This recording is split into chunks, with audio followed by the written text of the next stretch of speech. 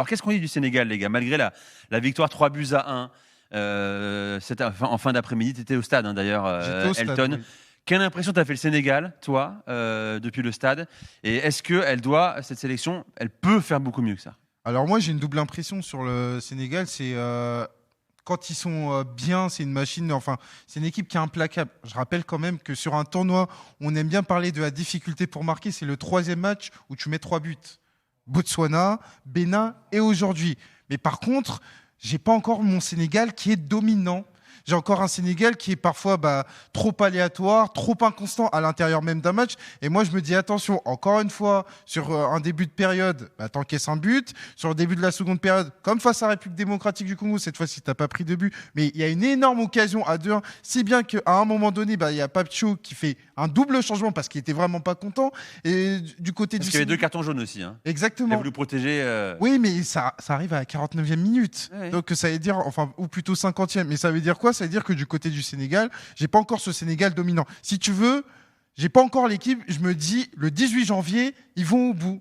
Et ça, pour moi, du côté du Sénégal, je m'attendais à une montée en puissance un peu plus rapide, pour être très honnête. Elle n'est pas claire, tu as raison, mais moi je la vois quand même. C'est une grosse machine. Alors, ça, face au Soudan, mais quand même, quand ils décident d'accélérer, de changer de cadence, ils le font. Mais ils l'ont fait. Nico, parce qu'aujourd'hui, tu as un match qui s'y prêtait. Sincèrement, l'opposition fournie par le Soudan, parce que le Soudan, j'étais au stade, c'était 2 défenseurs centraux dans son propre camp. Sinon, ça a pressé le Sénégal, ça pressait pas forcément bien.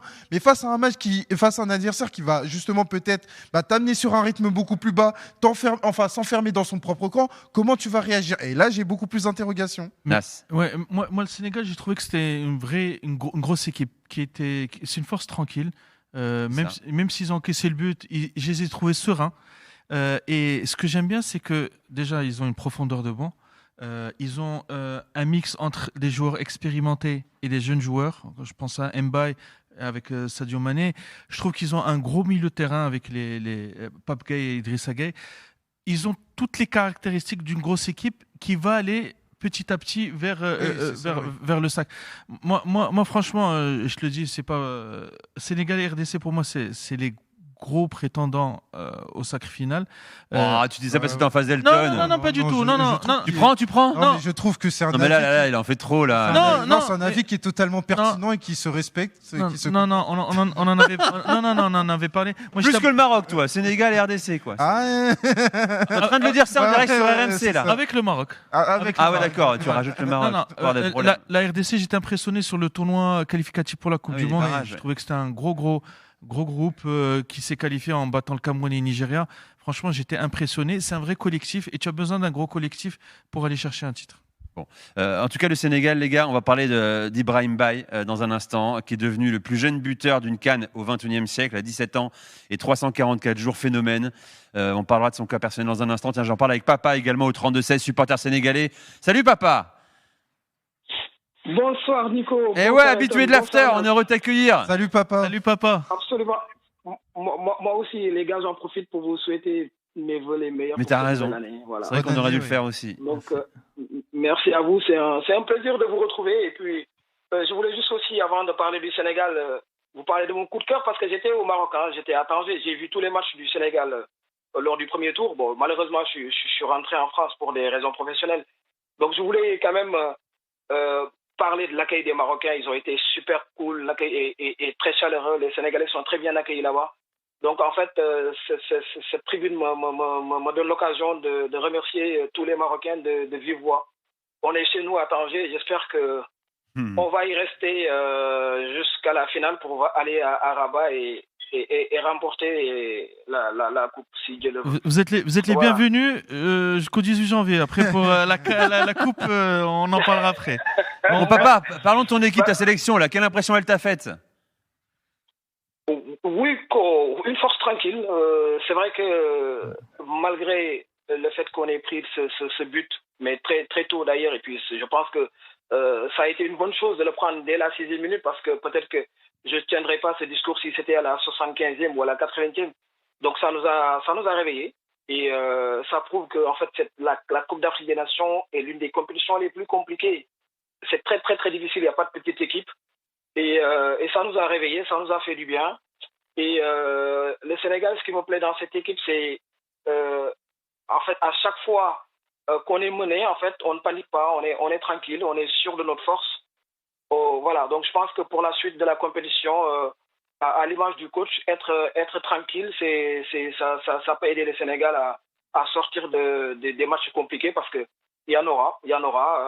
Contre le Mali, par exemple, nos voisins maliens, ça va être très, très, très compliqué. Mais je pense que le Sénégal tient son rang. On fait partie des favoris et forcément, ça va être compliqué. Mais le boulot a été fait. Ouais. On a été premier de notre groupe. On gagne ce match. Ouais, voilà. Pour l'instant, voilà. ça roule. Pour l'instant, ça roule. C'est mieux qu'en Côte d'Ivoire Pour l'instant, déjà. le cahier de charge a été respecté. Oui, absolument. C'est mieux qu'en Côte d'Ivoire il y a 2 ans. Il y aura le retour de Kalidou Koulibaly.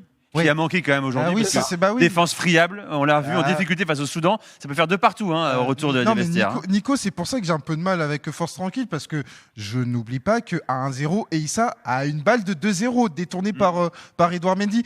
Sec a été quand même pour moi très friable, parce que c'est lui qui est sur l'action notamment du possible 2-0. Donc tout ça pour dire que en fait Koulibaly va faire du bien, et globalement merci les vieux du côté du Sénégal, parce que la passe D de Sadio. Merci les Saoudiens. Sadio Mané, encore très important. T'as raison, les Saoudiens. Ouais. Saoudiens, ouais. Exactement. Et Edouard Mendy, mine de rien, il était critiqué, mais contre le Bénin, il est déjà déterminant. Encore aujourd'hui, il est déterminant sur la première période et sur la seconde période. Les anciens, on les voyait entre guillemets sur la fin, mais pour moi, c'est les meilleurs de la compétition, les trois. Bon. Alors, il y a le cas Ibrahim Baye, les gars, le petit parisien. 17 ans, je disais, même pas 18 ans dans une vingtaine de jours pour le Parisien. Encore une fois, forte impression en impact player. Alors, il y a un débat déjà sur les réseaux, les gars. Mérite-t-il plus qu'un rôle de remplaçant? Ou alors est-il parfait dans ce rôle-là où il entre à la 70e, 72e? Il a marqué encore une fois, il a marqué en tout cas aujourd'hui. D'ailleurs, son but, un mot quand même, solide sur les appuis. Hein. Le gars, il a 17 ans et demi, il a des cuissots, des appuis. Il a un physique de joueur aguerri déjà. Ça fait 7 ans qu'il joue au foot. Il est ancré, il est ancré sur le terrain. Ouais. Est-ce qu'il mérite plus que ça? Ou il est parfait dans ce rôle-là? Non, il est parfait dans ce rôle, et je voudrais saluer la politique de formation du Paris Saint-Germain qui a privilégié de mettre en avant les jeunes. Luis Enrique surtout. Luis Enrique, Luis Campos, et ça a permis de découvrir plein de titis parisiens. Et surtout, moi je suis très très content que des jeunes binationaux choisissent les sélections africaines très tôt. C'est dingue ça. Ça, c'est très important. Parce que lui, tu te dis, dans 3 ans, avec sa progression, il peut taper aux portes de l'équipe de France. Hein. À 16 ans, il choisit sa sélection d'origine, le Sénégal. Ouais, un peu comme ce qu'avait fait Achraf Hakimi à l'époque. Mais ça, j'aime bien ce type de choix. C'est pas des choix par défaut. Comme on l'a vu dernièrement, notamment pour un gardien de but d'une sélection voisine. Tu sais qu'Ibrahim Baye, en plus, il est à moitié sénégalais. Tu sais de quelle origine est sa mère? Marocaine. Marocaine, exactement. Donc lui, il vit la canne de ses rêves là. C'est merveilleux. Il aurait pu choisir le Maroc aussi. Ouais, mais on peut pas tout recruter. Non, mais aujourd'hui, Nico, pour moi, il est parfait sur ce rôle, parce que moi, j'ai envie de mettre aussi également en avant, et c'était parlant du stade, le profil d'Ismaïla Sarr. Alors oui, on regarde souvent Ismaïla Sarr parce qu'il n'arrive pas justement à concrétiser les actions. Mais enfin, on est quand même sur un côté droit où il y a énormément de courses avec Crépin Diatta et Ismaïla Sarr. Et moi, je me dis quoi? Je me dis que en fait, le match, il faut le lire dans deux sens. À savoir qu'il y a ceux qui débutent et il y a surtout ceux qui finissent. Parce que pour moi, c'est un problème, à savoir que les remplaçants, ils ont un rôle qui est un peu trop ingrat aux yeux du public footballistique, à savoir que c'est des remplaçants. Non. La réalité, c'est que Ibrahim Baye, il arrive quand il y a des blocs équipes qui commencent à exploser des deux côtés, qu'il y a beaucoup plus d'espace, et lui, il arrive et il impacte. Et ça, c'est très important, parce que moi, j'ai pas envie de sous-estimer ce que fait ce joueur. Et je vais même te dire, sa réalité en tant que joueur et la perception qu'on a d'Ibrahim Baye dans le public football, elle est en train de changer à cause de cette canne. Et grâce à cette canne. Lapsus. Vous en débat tout à l'heure qui est le meilleur titi parisien au PSG. Alex Jacquem, il dit Mayoulou encore un temps d'avance, bien sûr. Hein. Mais attention. Hein? Pas d'accord avec ça? Oui, parce qu'il a marqué en finale de Champions League. Pas que, il est un peu plus régulier. C'est plus consistant encore pour l'instant, on va voir. Aujourd'hui, avoir le patch joueur de sélection, c'est très important. Oui, t'as raison. Mais là, c'est magnifique. Pour le PSG, c'est superbe ce que fait Ibrahim Baye. Papa, tu veux rajouter quelque chose? Absolument. En fait, non. On parle quand même d'un joueur, certes, qui a 17 ans, mais qui joue dans un très grand club, qui a tout gagné cette saison.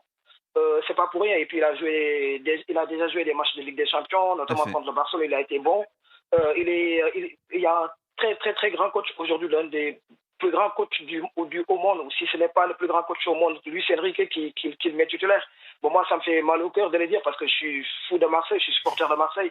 Mais si un jour je dois porter le maillot d'un joueur parisien, ce serait Ibrahima Mbaye. Moi, j'ai un coup de cœur sur ce joueur. Il est d'une gentillesse extraordinaire. Il rentre, il fait pas de vagues, il respecte les anciens, il fait son boulot. Moi, je pense qu'on tient le meilleur joueur, le meilleur jeune joueur de la compétition. Ah, peut-être.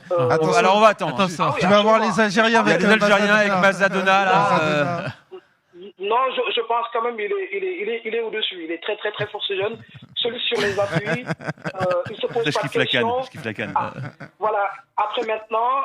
En tout cas, il est moi, je meilleur. pense quand Et même papa, qu'il faut il est meilleur protéger. 12e homme pour l'instant. Ouais. Parce qu'il va falloir qu'il débute des matchs mais aussi absolument. pour être élu meilleur jeune de la canne. Hein.